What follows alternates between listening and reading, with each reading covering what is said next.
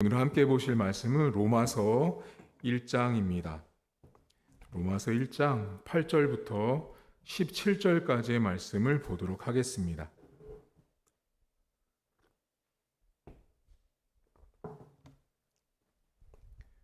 로마서 1장 8절입니다. 로마서 1장 8절부터 17절까지. 먼저 내가 예수 그리스도로 말미암아 너희 모든 사람에 관하여 내 하나님께 감사함은 너희 믿음이 온 세상에 전파됨이로다. 내가 그의 아들의 복음 안에서 내 심령으로 섬기는 하나님이 나의 증인이 되시거니와 항상 내 기도에 쉬지 않고 너희를 말하며 어떻게 하든지 이제 하나님의 뜻 안에서 너희에게로 나아갈 좋은 길 얻기를 구하노라. 내가 너희 보기를 간절히 원하는 것은 어떤 신령한 은사를 너희에게 나누어 주어 너희를 견고하게 하려 함이니 이는 곧 내가 너희 가운데서 너희와 나의 믿음으로 말미암아 피차 안위함을 얻으려 함이라. 형제들아, 내가 여러 번 너희에게 가고자 한 것은 너희가 모르기를 원하지 아니하노니 이는 너희 중에서도 다른 이방인 중에서와 같이 열매를 맺게 하려 함이로되 지금까지 길이 막혔도다. 헬라인이나 야만인이나 지혜 있는 자나 어리석은 자에게 다 내가 빚진 자라. 그러므로 나는 할 수 있는 대로 로마에 있는 너희에게도 복음 전하기를 원하노라. 내가 복음을 부끄러워하지 아니하노니 이 복음은 모든 믿는 자에게 구원을 주시는 하나님의 능력이 됨이라.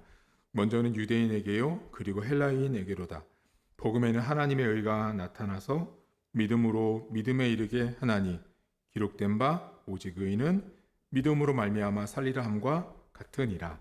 아멘. 사도 바울은 로마에 있는 성도들에게 가고 싶었지만 좋은 기회를 얻고자 원한다라고 말하며 하나님의 때를 기다리고 있었습니다. 오늘은 편지를 통해서 바울이 얼마나 로마에 있는 성도들을 귀하게 생각했고 또 바울이 갖고 있는 복음에 대한 의미, 정의, 그 뜻을 좀 오늘 살펴보려고 하는데요. 바울은 오늘 이야기를 하면서 자신은 복음을 부끄러워하지 않는다라고 말합니다. 이 시대의 복음을 부끄러워하지 않는다라는 말은 지금 우리가 볼 때는 단순한 말 같지만 쉬운 말이 아닙니다. 지금도 사실은 복음을 부끄러워하는 사람들이 많이 있죠. 세상에 나가서 복음을 외치고 하나님을 믿고 교회를 이야기하는 것을 부끄러워하는 사람들이 있는데 이 시대는 복음이 원래 부끄러운 시대였습니다. 지금 성경에 바울이 내가 복음을 부끄러워하지 않는다고 말하는데 그 시대는 복음은 부끄러운 것이었습니다. 복음은. 제가 지난 시간에 잠깐 말씀을 드렸지만 이 시대의 복음이라고 하는 기쁜 소식은 예수님이 될 수 없는 시절이었습니다. 이 시절에 예수님이 기쁜 소식을 가지고 왔습니다. 예수님을 믿으면 천국 갑니다라는 이 소식 자체가 부끄러운 거예요. 부끄러운 거. 왜냐하면 예수님에 대한 그 여러 가지 증거들이 참 목수의 아들인데 저 사람이 구원을 준다라는 말 자체가 부끄러운 시절이었어요. 그러니까 어디 가서 예수님 믿습니다, 교회 다닙니다라는 말 자체가 이 시대는 당연히 부끄러운 시대였어요. 그런데 바울이 복음을 부끄러워하지 않는다라고 말합니다. 이 말은 어떻게 해야지 여러분들이 이해하기가 쉬울까 제가 고민을 좀 했는데 여러분들 지금 세상에 나가서 가장 부끄러운 게 뭐세요? 여러분들이 밖에 나갔을 때 이 행동을 하면 이 말을 하면 이 행동이나 이 말을 하면 내가 부끄러운 것들이 아마 있을 거예요.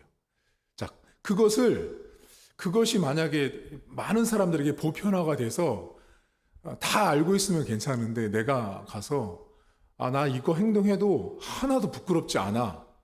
나 이거 부끄럽지 않아 라고 하는 것들이 이걸 제가 고민해도 아직 답을 못 얻었어요. 어떻게 해야지 바울이 복음을 부끄럽지 않았다고 하는 말을 이 시대에 여러분들이 피부에 와닿을까 설명할까 했지만 답을 아직 얻지는 못했어요. 근데 여러분, 바울은요, 모든 사람들이 부끄러운 거야, 복음은. 복음은 부끄러운데 바울이 유독 나는 복음을 부끄러워하지 않는다라고 말합니다. 그 이유를 말하는데 복음은 두 가지를 말합니다. 하나님의 능력이고 하나님의 의가 나타난다라고 말합니다. 자, 복음이 갖고 있는 능력을 두 가지로 말하는데 하나님의 능력이 나타나고 두 번째는 하나님의 의라고 말합니다.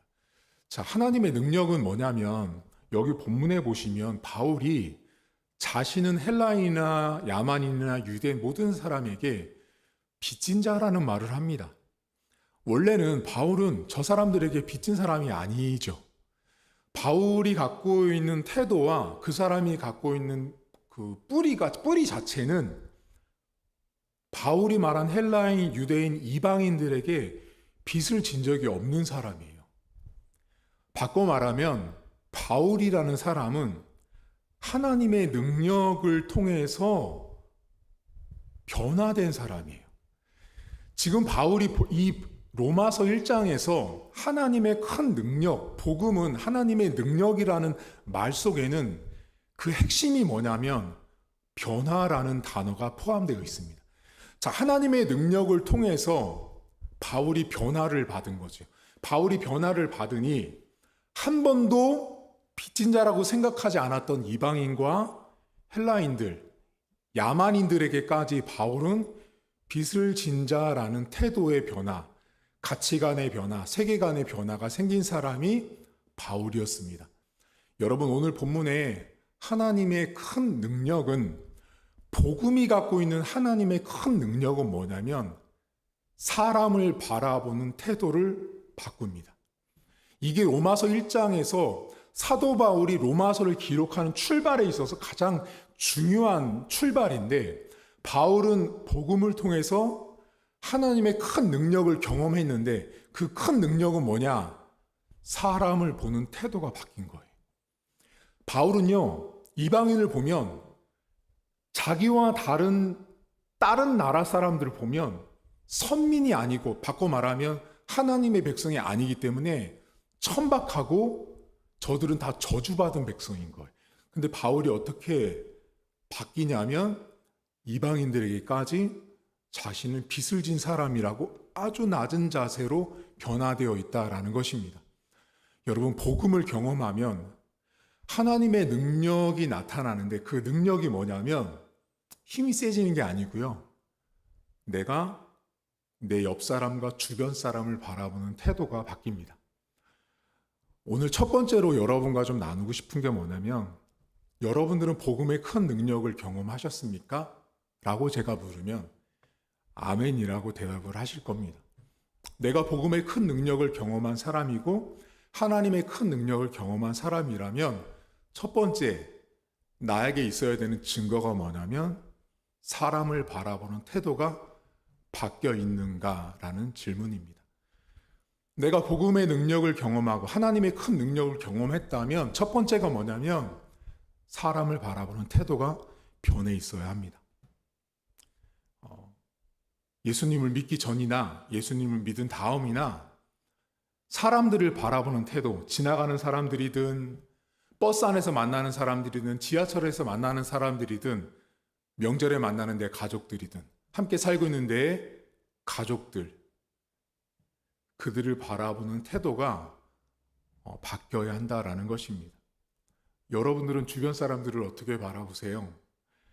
우리 교회나 또 주변에 많은 교회들이 해야 되는 사명 중에 하나가 뭐냐면 이웃들을 바라보는 태도와 눈이 변화되어야 합니다. 교회 안 다니는 사람들, 어떤 분들은 야, 저 교회 안 다녀서 지옥 갈 지옥 백성이라고 보는 사람이 있는가 하면 불쌍한 영혼, 복음을 들어야 되는 영혼, 하나님 앞에 나와야 되는 영혼, 이렇게 보는 태도의 변화가 있어야 한다라는 것입니다. 복음을 부끄러워하지 않았던 바울이 복음이 갖고 있는 첫 번째 힘, 하나님의 능력이란 사람들을 바라보는 태도가 바뀌는 것입니다. 두 번째는 하나님의 의가 나타났다라고 말합니다. 자, 의롭다라고 우리는 칭해졌는데, 자, 의롭다라는 말은 여러분 어떤 의미냐면, 신학적으로 어떤 개념이 포함되어 있냐면, 예수님과 교제할 수 있도록 받아들여진 죄인. 다시요. 예수님과 교제할 수 있도록, 다른 말로 하나님과 교제할 수 있도록 받아들여진 죄인. 이것이 칭의라는 개념입니다. 저와 여러분들은 신분상 원래는 그냥 지금 살았어도 죽었어도 우리는 영원히 죄인이에요. 우리는 한 번도 의인인 적이 없습니다. 태어날 때부터 죽을 때까지. 우리는 항상 죄인입니다. 하나님께서 우리를 의롭다 칭하시는 건 뭐냐면, 다른 서신서에 바울이 말한 표현을 빗대면 그리스도의 옷을 입고 있기 때문에 우리를 의롭다 칭해 주시는 거예요. 자, 우리는 복음을 통해서 하나님과 교제할 수 있도록 허락받은 죄인이에요. 여러분, 우리가 예수님을 믿는다라는 것은, 하나님의 의가 나타났다라는 것은 매우 특별한 선물입니다. 자, 우리가 의로워지는 데 있어서 반드시 포함이 안 되는 하나가 있는데, 그것이 뭐냐면 행위예요. 행위. 내가 행위를 잘하고 노력하고 애써서 열심히 뭔가를, 이 세상 말로 이렇게 뭔가 공을 싸서 하나님께 넌 의인이야 라고 칭함을 받은 것이 아니라, 하나님의 일방적인 은혜로 우리를 의롭다고 칭해 주셨는데, 그 조건이 뭐였냐면 예수님을 믿는 자였습니다. 오늘 성경에 여러분 17절을 잠깐 보시겠어요? 17절에 이렇게 나옵니다. 복음에는 하나님의 의가 나타났는데 믿음으로 믿음에 이르게 하나니 기록된 바 오직 의인은 믿음으로 말미암아 산다라고 말씀하세요. 오늘 이 로마서 1장 안에 바울이 복음을 말하면서, 자, 복음은 하나님의 큰 능력이면서 하나님의 의가 나타나는데 수단이 있어요. 우리가 하나님의 복음을 경험해서 큰 능력을 경험하고 하나님의 의가 나타나는 큰 수단이 있는데, 그것이 뭐냐면 믿음이라는 거예요. 우리가 믿음을 통해서만 하나님 앞에 의롭다 칭함을 얻을 수 있다라고 성경은 이야기합니다. 저나 여러분 모두는 죄인이에요. 우리는 의인이 아니에요. 죄인.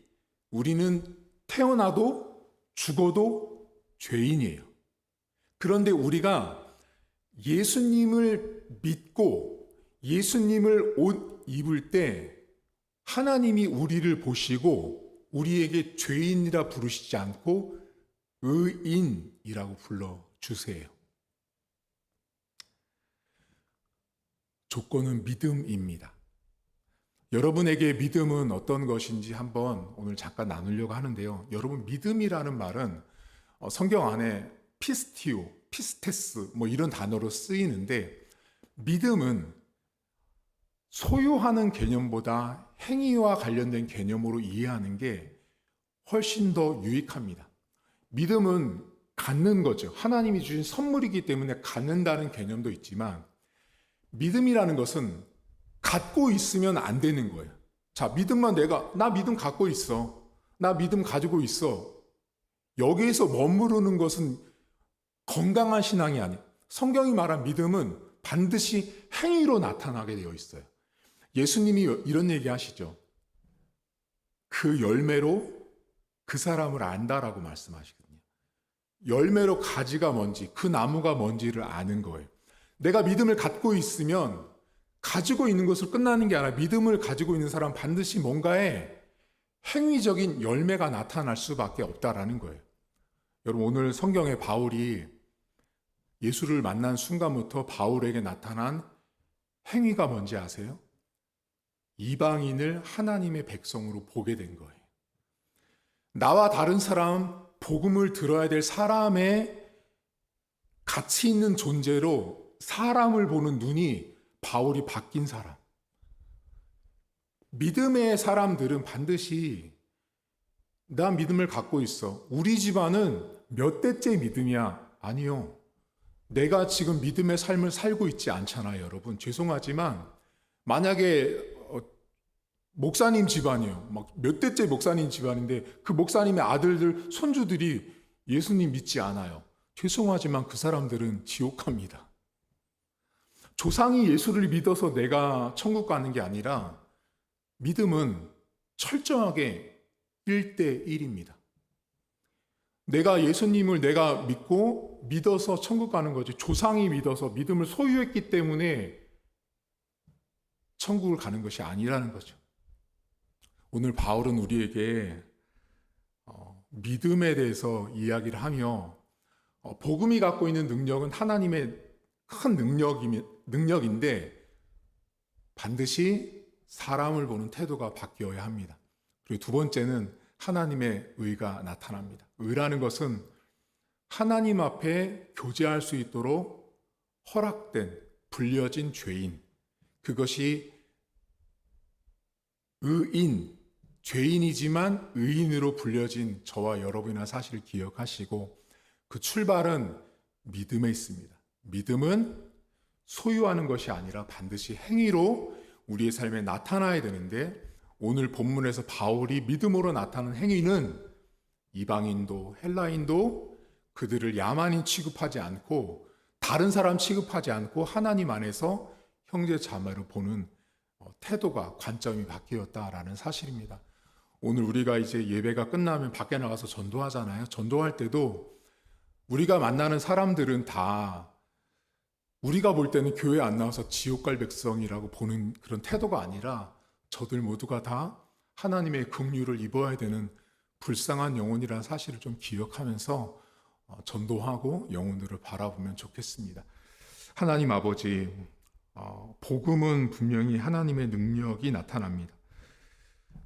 복음에는 하나님의 의가 있습니다. 그런데 하나님, 우리가 복음을 안다라고 하지만 사람을 바라보는 태도가 바울처럼 바뀌지 않는다면 과연 그 복음이 나에게 큰 능력인지 우리 스스로에게 되물어봐야 합니다. 내가 복음을 알고 예수님을 알고 교회를 다닌다고 하지만 내가 과연 바울처럼 그 하나님의 큰 능력을 경험하고 하나님의 의롭다 하심을 칭함받은 이방인들, 나보다 돈 없고 배우지 못하고 능력 없는 사람들을 보면서 내가 볼 때 악인이요, 내가 볼 때 선하지 못한 사람들을 바라보면서 저들도 하나님 앞에 하나님의 자녀로 살아야 되는 백성임을 우리가 보는 복음의 큰 능력을 경험한 인생 될 수 있도록 우리들을 변화시켜 주시고 하나님 붙들어 주옵소서. 이 시간 첫 번째 기도할 제목은 오늘 저희가 밖에 나가서 전도하는 영혼들을 위해서 좀 기도할 텐데요. 하나님, 우리가 사람을 보는 눈이 바뀔 수 있도록 여러분 기도했으면 좋겠습니다. 복음을 안다라는 것은, 복음을 경험했다라는 건 바울처럼 헬라인과 야만인과 이방인이 다르게 보여야 돼요. 그게 복음을 경험한 사람의 가장 1차적인 믿음의 행위, 믿음으로 나타나는 열매라고 저는 봅니다. 하나님, 오늘도 우리가 만나는 영혼들을 하나님의 눈으로 볼 수 있게 해달라고 여러분과 오늘 전도하는 일정과 만나야 될 영혼들을 위해서 함께 이 시간 좀 통성으로 기도하겠습니다. 하나님 아버지, 오늘도 감사합니다. 하나님, 우리의 삶에는 복음을 분명히 우리가 경험했습니다. 내가 복음을 알고 있습니다. 내가 복음을 고백합니다. 하나님, 하지만 바울은 복음이 갖고 있는 능력을 말하면서 그는 사람을 보는 태도가 바뀌었습니다. 사람을 바라보는 관점이 바뀌었습니다. 하나님, 바울에게 있어서 이방인은 한 번도 하나님의 백성이 된 적이 없는 사람들이었습니다. 하지만 하나님의 큰 능력을 경험하고 하나님의 큰 능력이 무엇인지 알고 있었던 바울은 사람을 보는 태도가 바뀌었습니다. 하나님, 오늘 우리가 사람을 어떻게 바라보고 있습니까? 하나님, 우리가 어떻게 사람들을 인식하고 어떻게 사람들을 바라보면서 그들에게 복음을 전하고 있습니까? 하나님, 오늘도 우리가 만나야 되는 사람들은 복음을 들어야 되는 사람들입니다. 우리가 만나야 되는 사람들은 예수님을 알아야 되는 사람들입니다. 하나님, 오늘도 우리가 사람들을 바라보는 태도가 변화될 수 있도록 도와주시고, 우리가 사람들을 바라보는 태도가 복음을 알아야 되는 영혼들, 복음을 반드시 필요로 하는 사람들이라는 관점과 태도로 우리가 사람들을 만날 수 있도록 하나님 도와주시길 원합니다. 하나님, 세상은 사람들을 바라보는 태도가 돈이 많은 사람, 명예가 많은 사람, 학벌이 좋은 사람, 집안이 좋은 사람, 믿음이 몇 대인 사람들을 취급하고 바라봅니다. 하나님 아버지, 사람을 보는 관점과 태도는 그런 데 있지 않습니다. 하나님, 오늘도 복음을 알고 있지 않은 사람들, 복음을 한 번도 만나보지 못했던 영혼들을 바라볼 수 있도록 도와주시고, 그 영혼들을 긍휼히 여기는, 불쌍히 여기는 하나님의 마음을 가지고 볼 수 있는 마음들을 하나님 허락하시고 인도해 주시길 원합니다. 하나님, 오늘도 우리가 만나야 되는 영혼들은 복음이 필요합니다. 그 영혼들에게 하나님의 복음이 필요하고, 저들 모두에게도 하나님의 자녀됨의 은혜가 하나님 필요함을 주님 고백합니다. 하나님, 인도해 주시고 도와주셔서, 우리는 죄인입니다. 우리는 선할 수 없고 우리는 악인입니다. 그렇지만 하나님, 우리에게 의롭다 칭하신 하나님 아버지를 만나볼 수 있도록 도와주시고, 그 은혜가 우리 안에 나타날 수 있도록 은혜를 더 넓혀 주옵소서. 하나님, 감당하는 성도들에게 힘 주시고 능력 주시고, 의롭다 칭하시는 하나님 아버지를 만난 은혜를 하나님 허락해 주옵소서. 이 시간 두 번째로 기도하실 제목은, 우리가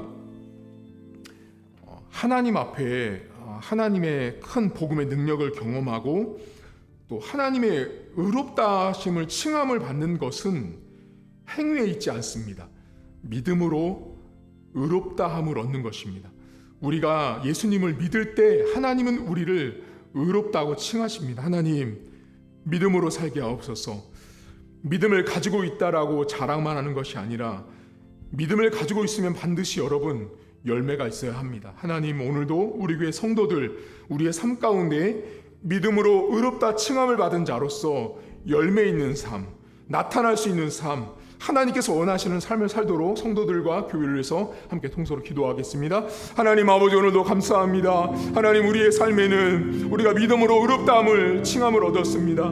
믿음으로 의롭다함을 얻었으며 또 의인은 믿음으로 말미암아 산다라고 말합니다. 하나님, 우리가 살아가는 수단도, 우리가 살아가는 길도, 우리가 살 수 있는 유일한 방법도 하나님, 오늘도 우리가 믿음으로 사는 것입니다. 믿음을 가지고 있는 것에 끝나지 않도록 도와주시고, 우리가 믿음을 통해서 우리의 삶 가운데 행위로 열매로 나타날 수 있도록 하나님 도와주시길 원합니다. 하나님, 오늘도 우리는 믿음이 있다라고 말합니다. 우리는 믿음이 우리 안에 가지고 있다라고 말합니다. 하지만 하나님 아버지, 오늘도 우리의 삶을 돌아보면서 우리가 정말로 믿음의 열매들을 맺고 있는지 돌아보길 원합니다. 하나님 아버지, 우리는 죄인입니다. 우리는 의로울 수 없고 의인일 수 없습니다. 우리는 살아서나 죽어서나, 우리가 태어날 때부터 죽을 때까지 하나님, 우리는 언제나 죄인이며 의인일 수 없음을 주님 앞에 고백합니다. 하나님, 오늘도 예수님의 공로로 인하여 예수님의 옷을 입을 때만이 우리가 의롭다함을 얻었음을 고백하며,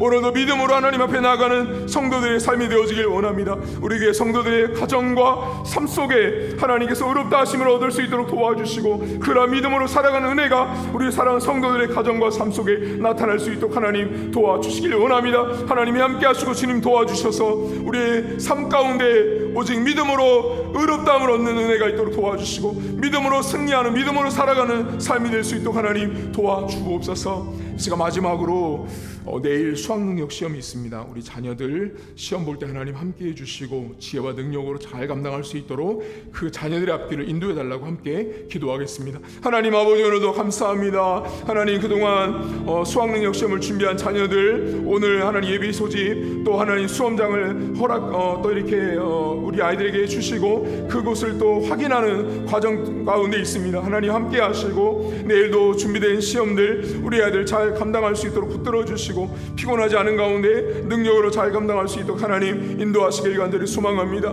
우리 아이들 가운데 하나님 함께 하시고 기름 부어 주셔서 그 아이들 하나님 긴 시간 동안 공부하고 준비했습니다. 하나님 잘 생각나게 하시고 지혜를 주시고 능력을 주셔서 좋은 결과 얻게 하시고 그 아이들이 가고자 하는 또 학교 또 과에 입학해서 하나님께서 그 아이들의 꿈과 비전이 이루어질 수 있도록 도와주시고 하나님 아버지 모든 시험하는 과정 가운데 하나님 피곤하지 않고 능력 있게 잘 감당할 수 있도록 하나님께서 인도하시고 아버지 하나님께서 기름 부어주시길 간절히 소망합니다. 하나님 아버지 은혜가 필요합니다. 성령께서 함께 하시고 내일 모든 수학 능력 시험이 은혜 가운데 잘 치러질 수 있도록 하나님 복의 복을 덧입혀 주시고 사랑하는 성도들의 가정에 있는 자녀들 하나님께서 강건하게 하셔서 은혜로 잘 감당할 수 있도록 하나님 은혜를 붙들어 주옵소서.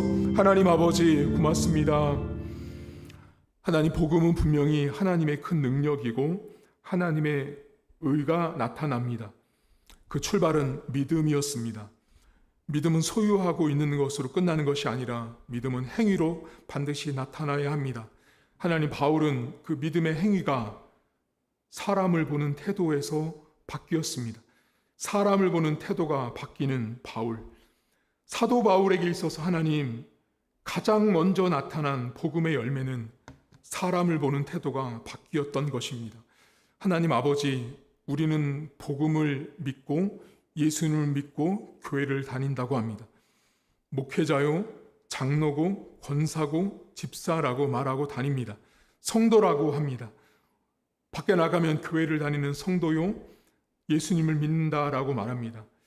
예수님을 믿는다라고 말하는 것은 하나님의 큰 능력을 경험한 자요, 하나님의 의가 나타난 사람인데 그 사람은 반드시 사람을 보는 태도가 바뀌어야 합니다. 하나님, 바울은 이방인을 드디어 보게 되었습니다.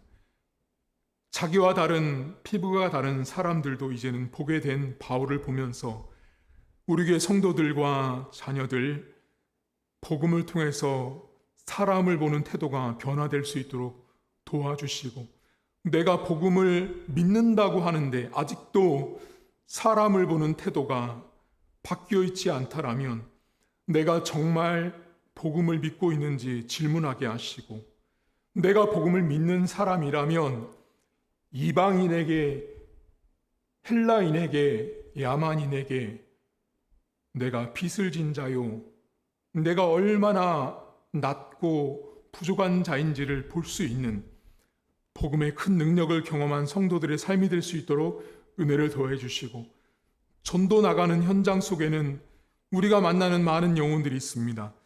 하나님, 그 사람들을 보는 태도가 바뀌어야 합니다. 세상에 아직 교회를 다니지 않는 사람들, 세상의 복음을 모르는 사람들을 대하는 태도를 보면 그 사람이 목회자건 장로고 집사고 권사를 떠나서 복음의 능력을 경험했는지 안 했는지를 명확히 알 수 있습니다. 하나님, 우리 교회 성도들은 복음의 큰 능력을 경험해서 사람을 바라보는 태도가 바뀐 하나님의 의롭다 칭함을 받은 믿음의 사람으로 거듭날 수 있도록 하나님 축복해 주옵소서. 내일 하나님 아버지 수학능력 시험 보는 자녀들 지혜와 능력 주시고 잘 감당할 수 있도록 도와주시고, 피곤치 않은 가운데 끝까지 잘 감당하여서 그들의 가는 길이 형통할 수 있도록 은혜를 덧입혀 주옵소서. 이제는 우리 주님 예수 그리스도의 은혜와 하나님 아버지의 살아계심과 성령의 위로교통 충만하심의 역사가 복음이 갖고 있는 큰 능력과 의롭다함을 칭함받은 자로서 사람을 보는 태도가 바뀐 바울처럼 나도 그렇게 바뀌기를 간절히 소망하는 사랑하는 성도들 머리머리 위에 이제로부터 영원토록 함께 있을지어다. 아멘.